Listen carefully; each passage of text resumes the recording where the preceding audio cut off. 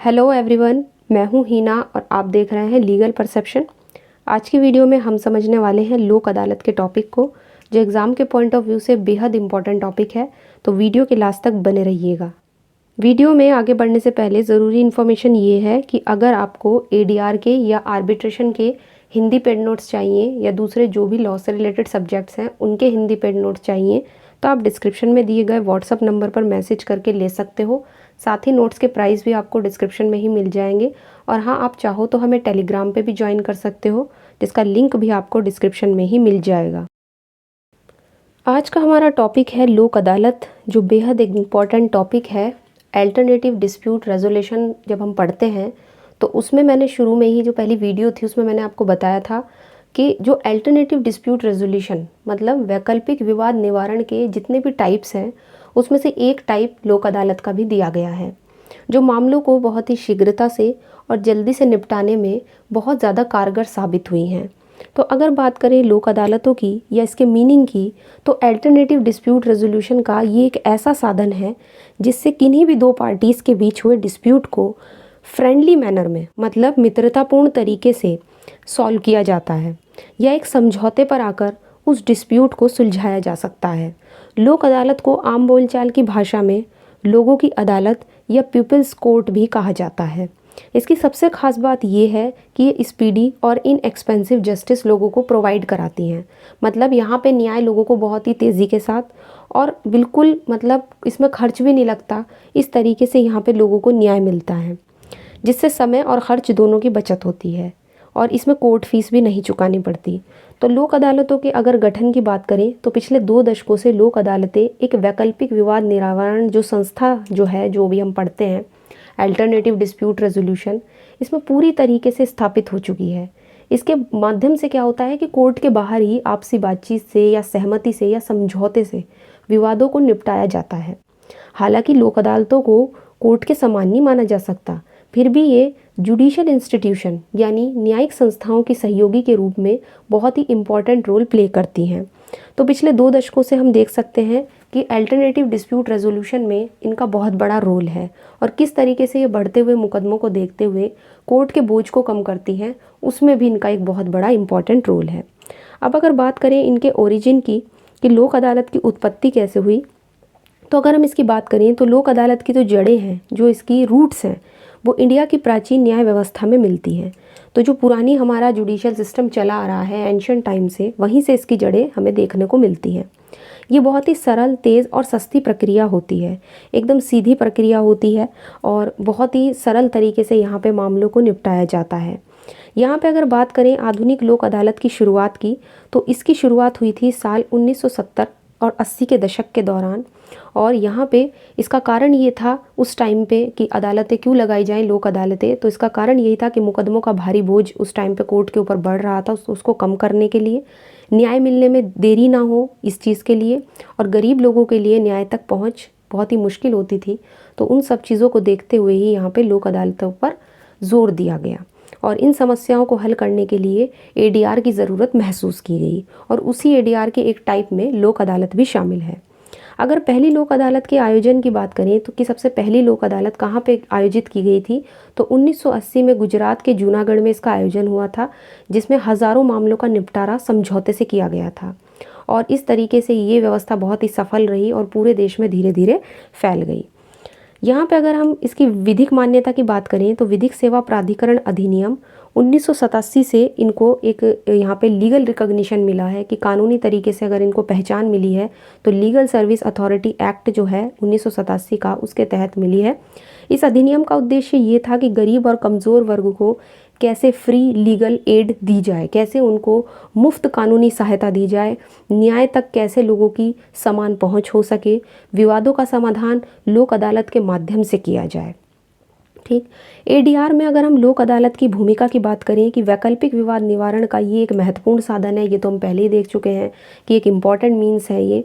और यहाँ पर एडीआर के वैसे तो देखो कई सारे तरीके हैं, मैंने फर्स्ट वीडियो में भी बताया था कि आर्बिट्रेशन के माध्यम से भी मामलों को सुलझाया जा सकता है कोर्ट के बाहर, कंसिलिएशन एक तरीका होता है जो सुलह का होता है, मीडिएशन एक तरीका और होता है, और उसके बाद आता है लोक अदालत। तो मुख्य रूप से कंसिलिएशन और मीडिएशन पर ये आधारित होती हैं जो लोक अदालत का यहाँ पे अगर हम पूरा स्ट्रक्चर या एक तरीके से हम देख सकते हैं तो यानी ये समझौता कराने वाली एक प्रणाली होती है। अगर यहाँ पे हम इसके संवैधानिक आधार की बात करें, कॉन्स्टिट्यूशनल बेसिस की बात करें, तो लोक अदालत की जो उत्पत्ति है उसको संविधान में भी समर्थन मिलता है, मतलब कॉन्स्टिट्यूशन के द्वारा भी हमारे इसको सपोर्ट दिया गया है। कहाँ पे दिया गया है?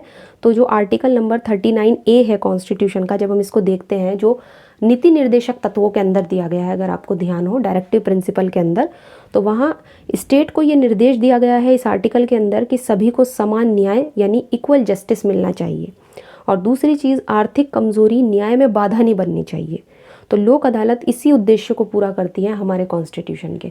तो अगर कॉन्स्टिट्यूशन के लिहाज से इसको देखा जाए तो जहाँ पे इक्वल जस्टिस की बात हो रही है इस आर्टिकल के अंदर, और साथ ही जो लोग कमज़ोर वर्ग के हैं, आर्थिक कमजोरी के कारण वो न्याय तक नहीं पहुंच पाते हैं, उनको जस्टिस नहीं मिल पाता है, तो उस आधार पर भी लोक अदालतों ने एक इम्पॉर्टेंट रोल प्ले किया है। तो यहाँ पे ये जितने भी हमने पॉइंट्स देखे हैं, चाहे वो इसके ओरिजिन की बात करता हो, चाहे इसकी प्रक्रिया की बात करता हो, चाहे यहाँ पर इसके ये बात करता हो कि कब से, मतलब किस दशक से इनको शुरू किया गया है, फर्स्ट लोक अदालत कब लगी थी, और साथ ही विधिक मान्यता इनको किस एक्ट के द्वारा दी गई, एडीआर में इनका क्या रोल है, और कॉन्स्टिट्यूशन में कौन सा आर्टिकल है जो एक तरीके से जिसके उद्देश्य को ये पूरा करती है, सारे ही आपके इंपॉर्टेंट पॉइंट्स हैं इसके ओरिजिन से रिलेटेड। इसके बाद आता है लोक अदालतों संबंधी वैधानिक उपबंध यानी लीगल प्रोविजंस रिलेटिंग टू लोक अदालत।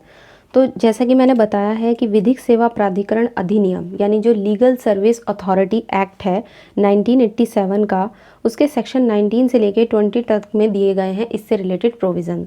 तो लोक अदालत को कानूनी मान्यता, लीगल रिकॉग्निशन किस एक्ट से मिला है? विधिक सेवा प्राधिकरण अधिनियम से। ये एक इम्पॉर्टेंट है एक्ट है। और इसके साथ ही हम इसका सेक्शन 19 देख लेते हैं कि सेक्शन 19 क्या कह रहा है। तो इस सेक्शन के हिसाब से उच्चतम न्यायालय विधिक सेवा समिति, राज्य विधिक सेवा प्राधिकरण, उच्च न्यायालय विधिक सेवा समिति, जिला विधिक सेवा प्राधिकरण और तालुका विधिक सेवा समिति, यहाँ पर ये जितनी भी हम अथॉरिटी देख रहे हैं, ये सब इनको ये पावर दी गई है कि वो किसी भी स्थान या ऐसे अंतराल में, ऐसे मामलों में जैसा वो ठीक समझते हैं, लोक अदालतों का आयोजन कर सकते हैं। लेकिन इसके लिए कोर्ट में कार्यरत या सेवानिवृत्त न्यायिक अधिकारियों और अन्य व्यक्तियों को विनिर्दिष्ट किया जाएगा। तो सेक्शन 19 हमें ये सारी चीज़ें बताता है। इसके बाद अब हम आगे बढ़ते हैं और इसकी अधिकारिता और जुरिस्डिक्शन की बात कर लेते हैं। तो लोक अदालत की अगर हम जुरिस्डिक्शन की बात करें या ये बात करें कि किस तरह के मामलों को लोक अदालत सुन सकती है, तो सबसे पहले उसमें सिविल मैटर्स आते हैं। जो भी सिविल केसेस होते हैं, चाहे वो संपत्ति के विवाद हों, मतलब प्रॉपर्टी से रिलेटेड डिस्प्यूट्स हों, कॉन्ट्रैक्ट से जुड़े हुए विवाद हों, या धन वसूली के मामले हों, तो ये सारे के सारे आपके सिविल नेचर के होते हैं। तो ये सिविल नेचर के अगर मैटर्स हैं तो इनको लोक अदालत के द्वारा सुलझाया जा सकता है। दूसरी चीज़ है अशमनीय आपराधिक मामले। ऐसे क्रिमिनल केसेस को जो यहाँ पर कंपाउंडेबल हैं तो उनको तो लोक अदालत सुलझा सकती है, मतलब उनमें समझौता जिनमें संभव है। लेकिन जो नॉन कंपाउंडेबल है उनको लोक अदालत नहीं सुलझा सकती। तो जैसे अशमनीय का मतलब हो गया नॉन कंपाउंडेबल, जिनमें फैसला नहीं हो सकता। कंपाउंडेबल का मतलब जिनमें समझौता संभव है, जैसे कि उदाहरण के तौर पे साधारण मारपीट का कोई मामला हुआ, डिफामेशन का मामला हुआ, आपसी झगड़े का कोई मामला हुआ, तो वो तो लोक अदालत की जुरिस्डिक्शन में आता है। लेकिन अगर नॉन कंपाउंडेबल कोई क्रिमिनल केसेस हैं तो वो इसके अंदर नहीं आते हैं। जैसे कि बहुत ही जो सीरियस नेचर के क्राइम होते हैं, जैसे मर्डर का हो गया, रेप का हो गया, या कोई और सीरियस नेचर का क्राइम है, ऐसे मामलों को लोक अदालत नहीं सुन सकती। क्योंकि देखो, लोक अदालत में जितने भी मामले निपटाए जाते हैं वो सब समझौते से निपटाए जाते हैं, और जिन मामलों में समझौता संभव ही नहीं है तो वहाँ क्या होगा, वहाँ पे लोक अदालत जो है वो अपना जो है जुरिस्डिक्शन यूज़ नहीं कर सकती, या लोक अदालत की अधिकारिता में वो चीज़ें नहीं आती हैं। क्योंकि लोक अदालत का आधार ही कॉम्प्रोमाइज़ है, आधार ही इसका समझौता है।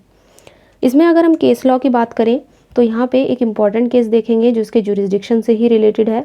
सुखलाल बनाम उत्तर प्रदेश राज्य 2002 इम्पॉर्टेंट केस है। इस मामले में इलाहाबाद हाईकोर्ट ने निर्णय दिया कि ऐसे अपराध जो भारतीय नागरिक सुरक्षा संहिता, पहले तो CRPC था बट अब BNSS हो गया है ना, भारतीय नागरिक सुरक्षा संहिता 2023 में शमनीय नहीं है। मतलब ऐसे अपराध जो हमारी भारतीय नागरिक सुरक्षा संहिता में नॉन कंपाउंडेबल है, कंपाउंडेबल नहीं है, मतलब उनमें समझौता ही नहीं हो सकता, तो लोक अदालत की अधिकारिता से वो परे होते हैं। दूसरे शब्दों में लोक अदालतों को अशमनीय अपराधों मतलब नॉन कंपाउंडेबल ऑफेंसेस संबंधी मामलों का कॉग्निजेंस यानी कि संज्ञान लेने की अधिकारिता नहीं है। तो साफ साफ इस केस में कहा गया है कि लोक अदालत जो है वो नॉन कंपाउंडेबल ऑफेंसेस में समझौता नहीं करा सकती हैं, जो कि बीएनएसएस में नॉन कंपाउंडेबल ऑफेंसेस की लिस्ट में दिए गए हैं। और भारतीय नागरिक सुरक्षा संहिता में जो लिस्ट दी गई है उसमें जितने भी अपराध हैं वो सब सीरियस नेचर के अपराध हैं, इसलिए उनमें समझौता नहीं होता और इसीलिए लोक अदालत के जुरिस्डिक्शन में वो नहीं आते हैं। नेक्स्ट है लोक अदालतों के द्वारा मामले का संज्ञान, मतलब यहाँ पे कॉग्निजेंस की बात हुई है। तो लोक अदालतें मामलों का संज्ञान ले सकती हैं।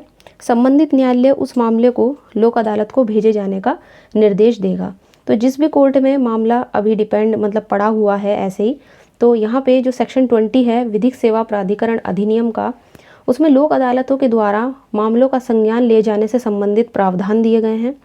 अगर कोर्ट में लंबित किसी मामले की पार्टी ये चाहती है कि उसके मामले का निपटारा लोक अदालत के द्वारा हो और उसका विरोधी पक्षकार जो दूसरी अपोजिट पार्टी है वो इसके लिए सहमत हो, तो न्यायालय की संतुष्टि हो जाने पर अगर न्यायालय इस बात से सहमत है कि हाँ मामले को लोक अदालत के द्वारा जल्दी से निपटाए जाने की पॉसिबिलिटी है, संभावना है, तो लोक अदालत उस मामले का संज्ञान ले सकती है और जो उससे रिलेटेड कोर्ट है जहाँ पे मामला लंबित है वो उस मामले को लोक अदालत को भेजे जाने का निर्देश देगा।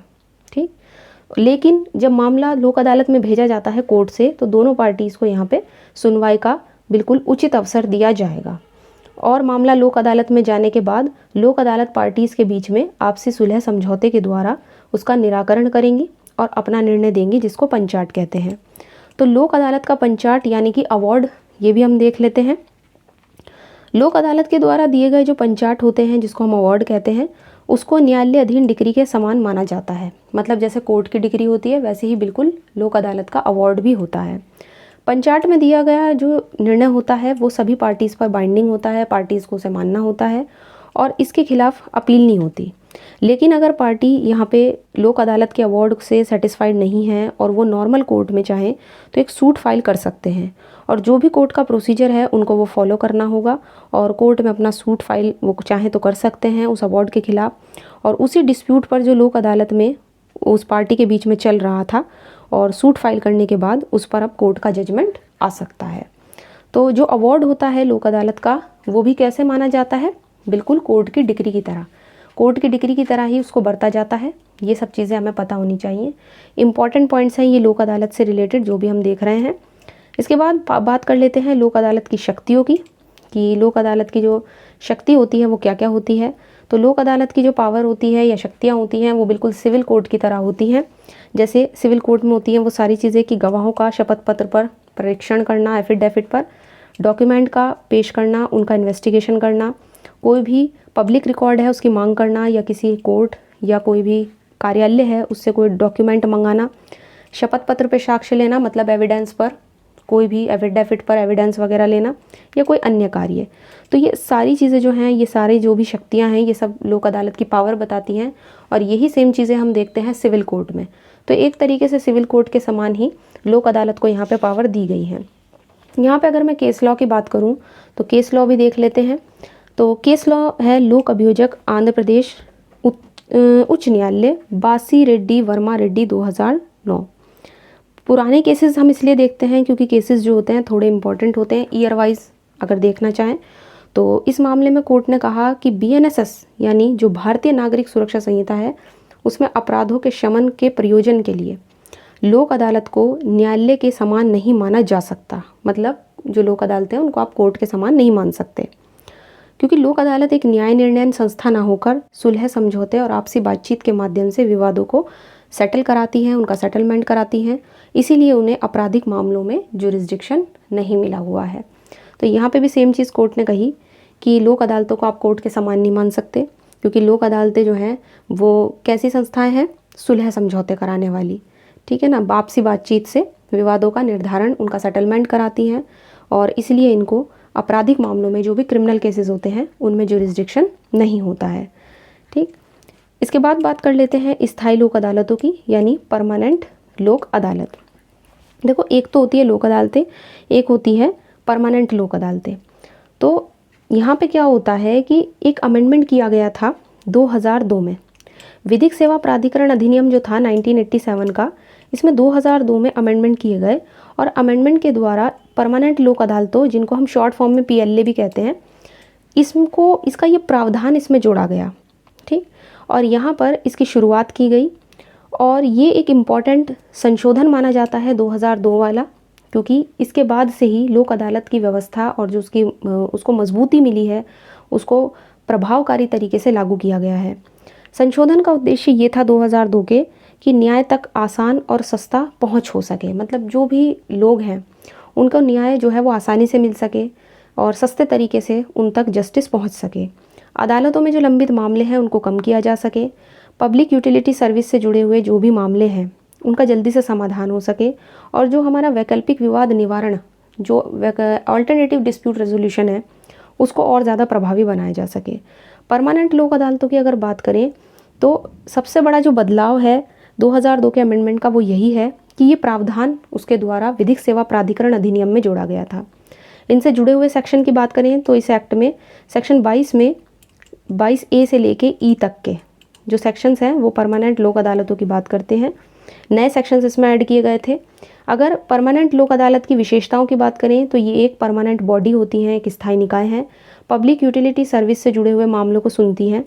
अब पब्लिक यूटिलिटी सर्विस का मतलब जो जन उपयोगी सेवाएं होती हैं, जैसे कि बिजली हो गई, पानी है, ट्रांसपोर्ट है, डाक टेलीफोन की सेवाएं हैं, ये सब चीज़ें इस तरह की अदालतें जो हैं वो सुनती हैं। तो आज के टाइम में जो परमानेंट लोक अदालतें हैं वो भी काफ़ी जो कोर्ट के भार हैं उनको कम कर रही हैं। जैसे मुकदमों की संख्या बढ़ती जा रही है और सालों लग जाते हैं किसी भी केस का फैसला आने में। तो एक तरीके से जो छोटे स्तर के मामले होते हैं या फिर जो पब्लिक यूटिलिटी से जुड़े हुए मामले होते हैं उनको हल करने में ये काफ़ी इंपॉर्टेंट रोल प्ले करती है। तो अगर हम लास्ट में कंक्लूज़न इस चीज़ का बनाएं तो कंक्लूज़न यही निकल के आता है कि लोक अदालतों का जो टॉपिक है वो आपके एग्ज़ाम के पॉइंट ऑफ व्यू से बहुत ज़्यादा इंपॉर्टेंट है। अगर हम लोक अदालत के फ़ायदों की बात करें, इसके एडवांटेजेस की बात करें, तो एक तो इनसे जल्दी न्याय मिलता है, मतलब स्पीडी जस्टिस प्रोवाइड होता है लोगों को, कम खर्च होता है, बहुत ही सरल प्रक्रिया अपनाई जाती है और आपसी संबंध भी पार्टीज़ के बने रहते हैं क्योंकि समझौते से मामलों को हल किया जाता है। तो अगर हम ADR की बात करते हैं, ऑल्टरनेटिव डिस्प्यूट रेजोल्यूशन की बात करते हैं, तो इसमें आपका आर्बिट्रेशन भी इम्पॉर्टेंट है, कंसिलिएशन भी इम्पॉर्टेंट है और लोक अदालतें भी एक बहुत बड़ा इंपॉर्टेंट रोल प्ले कर रही हैं। और आज के टाइम में वैकल्पिक विवाद निवारण से संबंधित जितने भी हमने शुरुआत में टाइप्स पढ़े थे, सबसे उसमें पहली वीडियो में, तो उसमें ही मैंने बताया था कि टाइप्स में एक टाइप जो है वो लोक अदालत का भी है। तो आज के टाइम में प्रभावी साधन के रूप में, एक सशक्त मीन्स के रूप में लोक अदालतें जो है वो अपना रोल प्ले कर रही हैं। तो ये जो टॉपिक था आपका लोक अदालत का, आपके एग्ज़ाम के पॉइंट ऑफ व्यू से एक इम्पॉर्टेंट टॉपिक है।